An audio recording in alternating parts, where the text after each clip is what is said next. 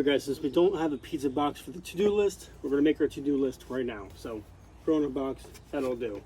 So, right here, Nova. First thing to do, pull the plugs, crank the thing over by hand, make sure we're safe there, so we can proceed with everything else. Bar over motor. Alright, the second thing we're going to do is we're just going to vacuum the motor, just in case we have to take valve covers off, all that stuff, or intake. We don't get dust or any crap anywhere else. So, vacuum motor.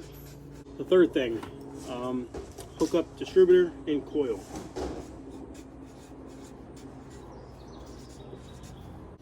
I guess the fourth thing is probably just hooking up the rest of the wiring where it's supposed to go on that power block. So, power block. Alright, so the fifth thing is going to be hook up the oil pressure, the line. So, oil pressure line. And I guess the last thing we could do is probably just the top end is clean in the heads and the valve cover and all that, so we can just install the new valve cover gaskets and button those down. Alright guys, so that's the list. We got 1, 2, 3, 4, 5, 6, 7. We got 7 things we're going to do. We're going to try and get these all done in this video. So, let's get on with it. Mr. Boner is going to help me out. He's waking up a little bit, so we should be good. We should be good to go. Alright, so we already got 3 of the plugs on the other side out. One spot's a little hard to get to, so we're just going to leave that one for now. It shouldn't be too hard. So we got 1 more on this side, and we should be good to go. Got these out, not bad. Probably 1 or 2 starts on them, so we can definitely reuse those. Alright guys, we got a 19 mil. This is what fits on their snug, so we're just going to run with that. This is go time. Let's see if this fucking thing turns over. A lot of compression in this thing. Okay, it's spinning. I think we're on the compression stroke, that's why it was a little tough, but feels good. I don't feel any, well, as I could feel, I don't feel any grit or anything stopping me. Yeah, it's nice and smooth.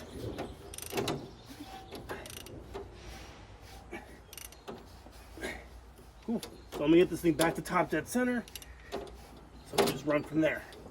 Make sure the valve on the first cylinder is all the way up, all the way closed, before we put the valve cover gaskets on. Alright, so top dead, we want it at 0 degrees, no advancement. Perfect. No advancement, no retarding. Right on 0 degrees. So we're perfect there. We have to pull this off to make sure the crank isn't 180'd out on the first compression stroke on the first cylinder. So we lift this up, both valves should be closed, as in all the way up, and the rocker should be loose. So that's loose, and that's loose. So we're at top dead center. Now we can throw the gaskets on and take that. When we take the cap off there, that should be pointing at number 1. So we're gonna have to grab Phillips and check that out, because once we set it, we're not gonna touch the thing until we get all the wiring, everything where it's supposed to be. So when we crank it over, we don't have to run back to starting at the basics and retiming the thing all over again. So we're gonna finally scratch off one of these right here, bar off the motor. Boom. All right, will we get lucky? Will this already be set, so we don't have to mess with it? Let's see. Yeah, that's pretty spot on, I think. So it might be maybe 1 spline that way, but we can always adjust it once this thing's running. So we can just loosen that 9/16, turn the distributor just a little bit, just to correct it and bring it more towards that. But that's when we have to get a timing light on it anyways, just to dial it in and make it perfect. So as of now, that's good to go, and we'll move on to the next thing, and that is we're just going to vacuum the motor just to clean it up a little bit so we can get the valve cover gaskets on.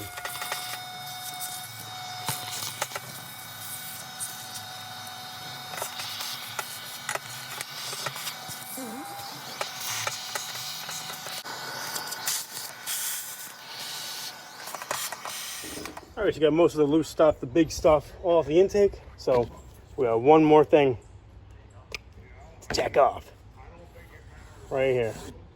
This all cleaned up, vacuumed the inside.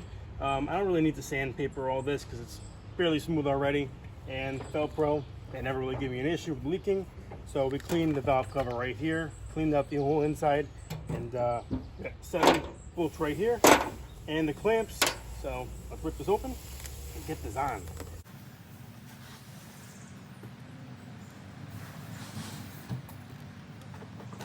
This valve cover doesn't have the cutouts for the little aligning blocks on the side. So I'm just going to throw it on and we should be good to go. It'll still compress fine. It'll squeeze it nice and tight. So before we tighten everything up, get the gasket lined up. There we go.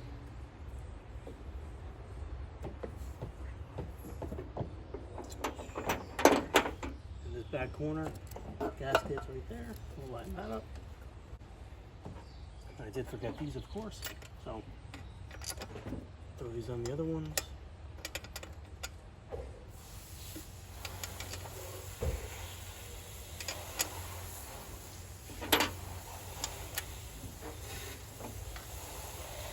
Well, that doesn't fit. I don't know why.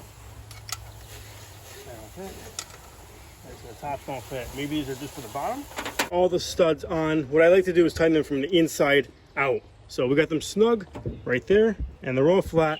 So we'll tighten that. Half turn, half turn, half turn. Yeah, see how it sucked them down because the other centers were tight. So that one's pretty tight already, but we'll go another half turn, another half.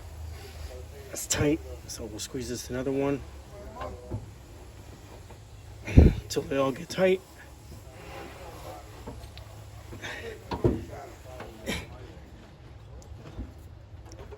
We really don't need to over tighten these things, but I just want them to be straight. So we're good right there. Now these are pretty loose, so that's tight. It's loose, so we'll get back to snug. Then we'll go one more tight. All right, really good there. So that's pretty tight. Let's go one more half. Now, these things gonna hurt. All right, we're good there. And this little one, it's a little tight. Well, it's a little hard to turn because they cut them off, the levers. So should be good there.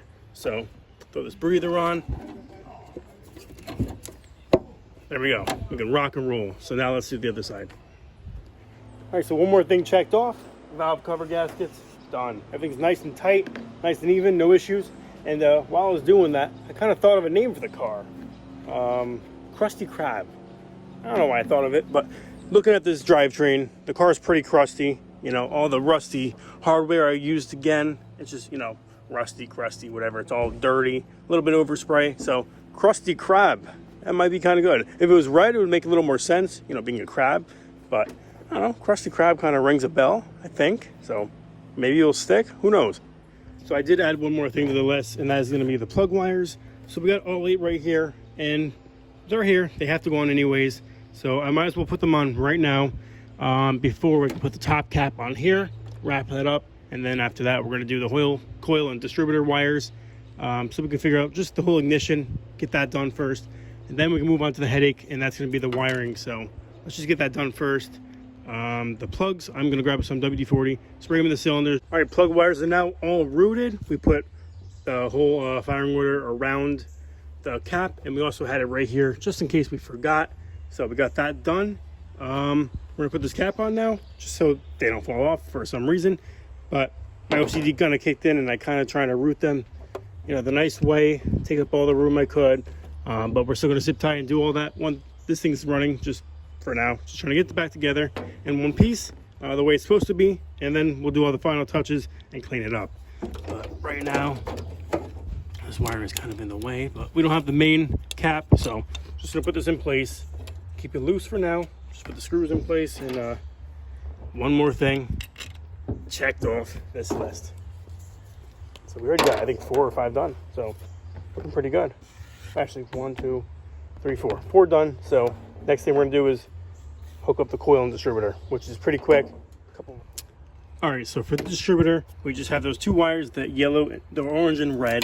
The red goes to positive on the coil, orange goes to negative, and then we have the ground right here. It's only 3 wires coming out of the distributor, which is super simple. This gray wire right here is for attack, so we're gonna have to make a wire from under the dash, or I think that's the tack. So we gotta figure out which wire, one of these runs to the tack, so we can connect that to this, and that's all set up. But we have a couple wires with no ends on it. 1, 2, that's cut. These 2 look like they go to the coil, so I have to trace the red and the black under the dash and see where it goes to from this black loom. Then we got these 2. This goes to the coil, I'm pretty sure, so that might be power for the tack. Just have to go underneath and kind of check that out. So we're going to do there and trying to clean up this little rat's nest of wiring. So for now, just to get this thing running, we're going to leave this box the way it is. We're going to cut some zip ties and just figure out where stuff is running to. This has a female connector in the end, so that can probably only go somewhere here, you know, but there's no glass fuse on any of these 3, so I'm not sure where that goes. And this one has a connector too, so maybe those both go to one of these poles right here, just missing a glass fuse. So a little bit of electrical tape there and just splicing in, tapping in, that's probably a connector. But those look like they just go to the gauges or the switches on the dash, so there's really no high output there. But I have to figure out in this loom right here the black and the red. So under here there should be a black, yeah, and a red. So those are both actually going to this first switch right here, and that says coil right there. So coil, distributor, then tack. So thank God they labeled those. So the black and red, those go to coil, and it should probably tell me right here on the side. So C plus, C negative, that tells you either negative or positive. So is there a C plus or positive on the switch? I'm not sure exactly what that means, but that's negative minus X. I'm not sure. So I think we can just start off with putting one on either end, and we can go from there. So obviously, assuming red, common sense, gonna go to positive. So we'll put the black on the negative, and if that's wrong somehow, we'll just switch it over.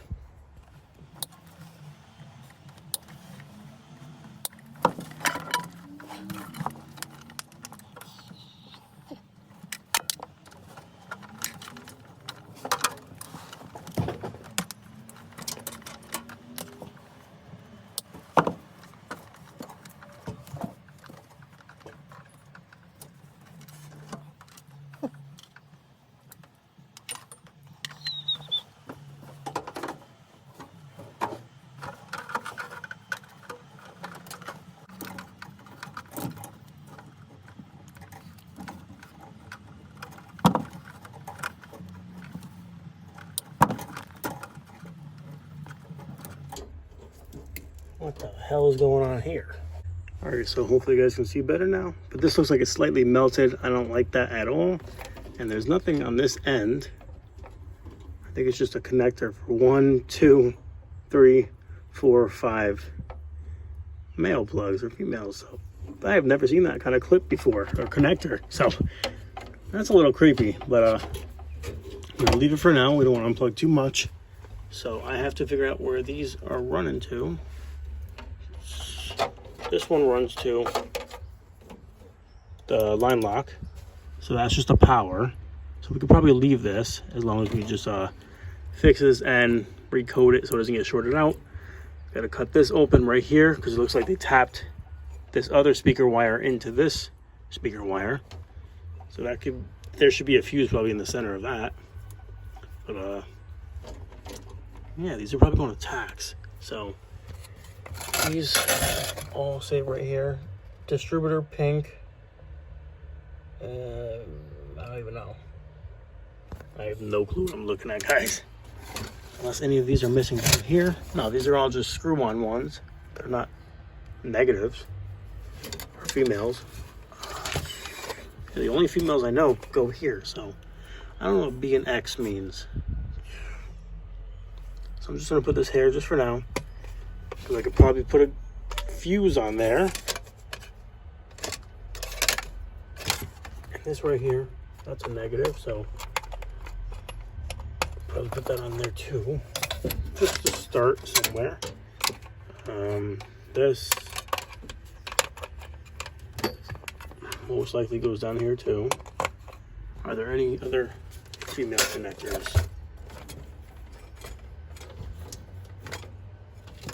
Don't see any. So I'm gonna rip this electrical tape off.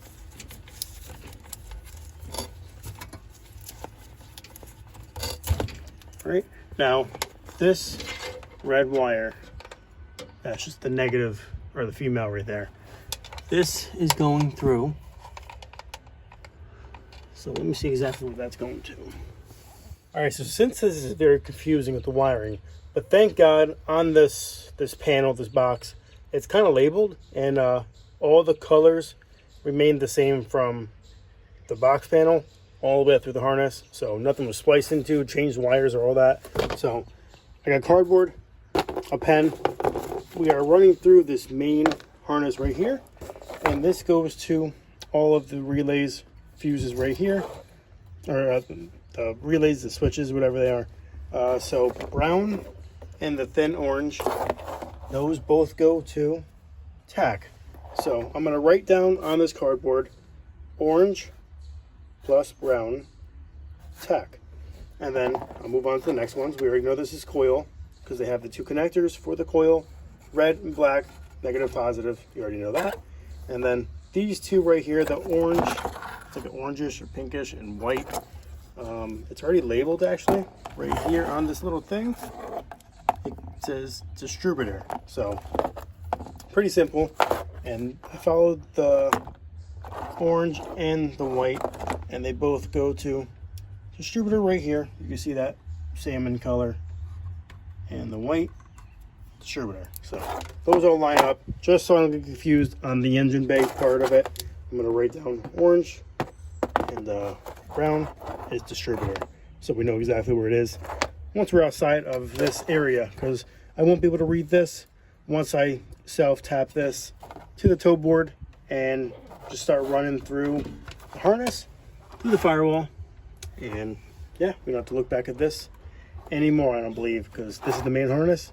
That's and this being my brother's car, he actually wants the factory stock cluster, dash, and the trim is right here. It's still nice in the back, so we are just unplugging the switches, pulling them through this board, and we're just going to mark them with some tape so we know exactly which ones they are, so we can still operate them, or put a switch panel right down here, which I think that's what we're going to do, because I still have that Moroso switch panel.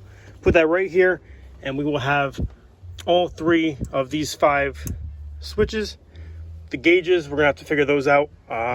We might make something smaller to go in here, so it's a little more recessed, just because this thing's been flopping all around forever, so I'm not a fan of that. We want to kind of go back to a stock interior setup, so we're gonna try and figure something out with this, because you can see it's in the dry rotted dash, and it looks kind of like hell.